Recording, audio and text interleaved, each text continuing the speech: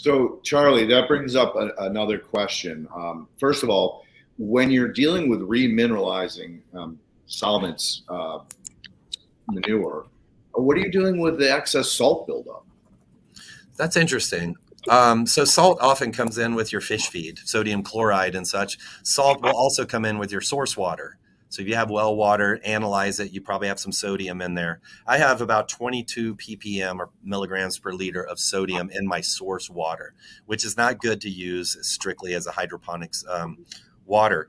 But we've used that for a long time. And it's more of a problem, Leighton, in your systems accumulating the sodium over time. So if you're remineralizing or you're topping off in a 99.5% recycle system, that sodium keeps building. Plants don't typically use it. It's a beneficial nutrient at a very low level, and some plants really benefit from sodium, but it continues to build in a closed loop system.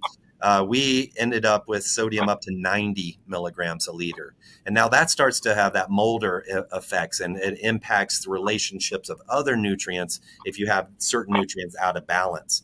I started to see a little reduced plant production, and my mantra for 30 years is never do a dilution, right? If I just dump aquaponic water, then I defeated that whole 99.5% recycle that I've been telling you about, because on one Saturday, I dumped half the system.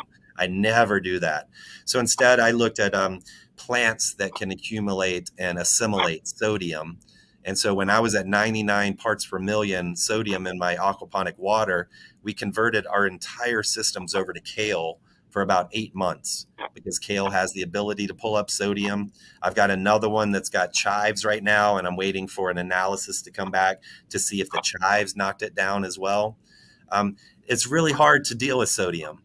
It's very hard to deal with sodium, especially in water restrictive regions like New Mexico. We just can't dump it. Algae has the potential. I could use high salt content water and move it over and grow algae and let them assimilate nutrients, and then use that algae for nutrition or soil applications as well. That's challenging. Do you have any thoughts on sodium? Well, that's why I went there. I was wondering if you were adding it to your spirulina to see if that would knock it back, or if you thought about putting a couple of mangrove groves in the greenhouse to help pull it out. Well, what we did, Leighton, over the last year is I installed a 10,000 gallon catchment cistern. So we're catching rainwater now off of our rooftop. And in our aquaponic systems where we were seeing it build up, we're strictly using rainwater now. And so the kale did bring it down. The chives have brought it down. And I've got to wait for the results to come back. Switching over to rainwater has helped as well. And last time we got analysis, it was down to 20, which was where our source water used to be. Beautiful. So it can be done. Our colleague, George Brooks out at Mesa in Arizona, community college, does aquaponics. They're struggling with sodium content, and he's having his growers do dilutions on the regular. And I can't see that as the solution for Arizona. No, agreed. And have you suggested that he look at the work that you've done? Yeah, of course. Oh, yeah. Okay. One of those. Anyways. Yeah. Well, they've got students. They'll figure out what they want to do, but they're going to have to figure something out. Yep. I would love if you would plug Santa Fe Community College, because I think you have, like you said, you're getting masters, you're getting PhDs.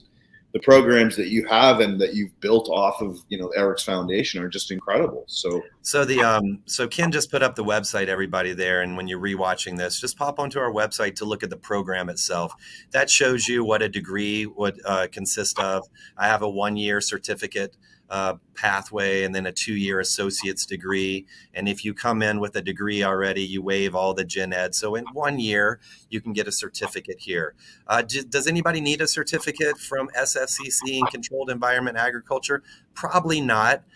You could probably go to Plenty or Bowery or Bright Farms and go through their HR department and try to get an entry-level job. But this certificate gives you a credential. It shows that you're connected with myself. Leighton mentioned Eric Highfield. I'll mention quickly as the founder of this program, and he's a big grower now with automated hydroponic systems on grand scale, 40 to 100 acres, all automated. No humans ever touch the product. So we're really leading in a lot of these innovative ways. Pedro Casas is my greenhouse manager. He has 20 years of experience. He was the best grower in Puerto Rico and had a great business. Ken put the picture up. The other things that people could do to follow me is I'm on Instagram. It's at Aquaponics Charlie. And I'm also on TikTok at Aquaponics Charlie. And Facebook. Facebook is /SFCC Greenhouse for Santa Fe. There you go. Ken's on the ball. So if you follow those, I educate there. I don't just show off. I'm not just showing what my students are doing, although I do a lot of that because it's so impressive what we do here. Last semester, it was the orange and lavender broccoli and the fractal Romanescos. And, these are beginning students doing all of this. And then the aquaponic production coupled with fish. And we slaughter fish. I teach how to euthanize fish. And we're making ceviche out the backside of the table. And we're eating it before we leave the room. So if anybody has a year to spend in Santa Fe, we're pioneers. Again, I have more experience than most people. My technician, Pedro, has as much or a little bit less. He was one of my former students, but we have a lot. And that's why we brought the conference to to Albuquerque in September. Again, Ken already put a link on that. He'll show another one in a bit.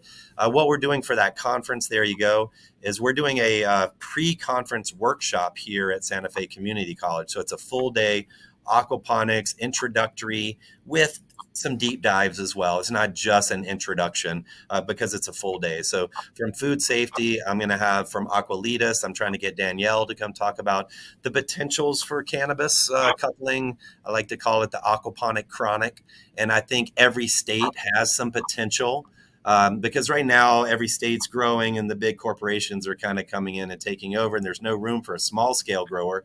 But you could be that medium scale grower that has that aquaponic niche, that people are going to want to buy that. It may not be certified organic, but it's aquaganic.